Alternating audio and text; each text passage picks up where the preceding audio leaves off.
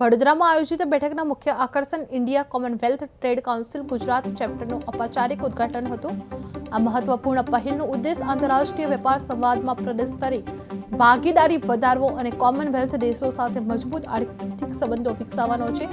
Council દ્વિપક્ષીય તથા બહુપક્ષીય વેપારને પ્રોત્સાહન આપવા, સીમા પારના વ્યવસાયિક સહયોગને સક્રિય કરવા તથા કોમનવેલ્થ બજારોમાં એમએસએમઈ ક્ષેત્રના વિકાસને સમર્થન આપવા માટે પ્રતિબદ્ધ છે। તેમણે વૈશ્વિક વેપાર અને ઉદ્યોગ સાહસિકતા માટે ગુજરાતની વ્યૂહાત્મક ભૂમિકા પર વિશેષ ભાર મૂકવામાં આવ્યો છે। જ્યાં બેઠકમાં મુખ્ય અતિથિ તરીકે મોરિશિયસના ભારત પાર્ટીના પૂર્વ હાઈ કમિશનર મહામહિમ મુકેશ્વરી ઇચોની ઉપસ્થિત રહ્યા હતા। તેમણે ભારત અને મોરિશિયસ વચ્ચેના ઐતિહાસિક કૂટનીતિક અને આર્થિક સંબંધોની વિશેષ ચર્ચા કરવામાં આવી હતી। સાથે જ વેપાર, રોકાણ અને સંસ્થાગત સહકાર ક્ષેત્રે ઉભરતી નવી તકો પર પ્રકાશ પાડી કોમનવેલ્થ માળખામાં મોરિશિયસ ભારતનો મહત્વપૂર્ણ ભાગીદાર હોવાની પુષ્ટિ કરવામાં આવી હતી। કોમનવેલ્થ ટ્રેડ કાઉન્સિલથી 56 દેશો વચ્ચે વેપાર સંસ્કૃતિનો આદાન પ્રદાન થશે। જે વડોદરામાં કોમનવેલ્થ ટ્રેડ કાઉન્સિલનું ઉદ્ઘાટન કરવામાં આવ્યું હતું, જે રાજ્યના ઉદ્યોગપતિઓ માટે નવી તકો જોવા મળી છે। જે મોરિશિયસ હાઈ કમિશનરની ઉપસ્થિતિમાં એમએસએમઈ વિકાસ માટે આંતરરાષ્ટ્રીય સહકાર કોમનવેલ્થ દેશો સાથે વેપાર સંવાદ વધવામાં આવશે।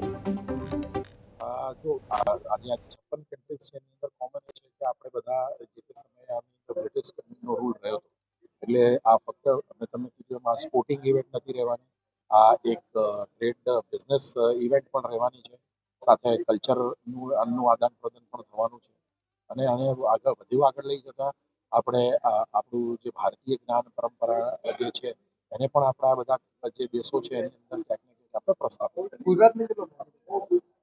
સૌથી વધારે ફાયદો ગુજરાતને જ થવાનો છે, કેમ કે આ જે કોમનવેલ્થની જે ઇવેન્ટ છે અમદાવાદમાં થવા જઈ રહી છે, એટલે આવનારા 5 વર્ષની અંદર ગુજરાતની इन पैरेलल जब कॉमनवेल्थ गेम्स चालू होगा तो दो गेम्स तो चलेगा ही, कंपटीशन तो चलेगा, उसके साथ साथ in parallel will be doing more of trade, commerce and other exchanges. So we will be inviting, I'm sure you will be inviting not only the sports people, sports personalities, but also trade and other commercial, other initiatives and other organizations that facilitate in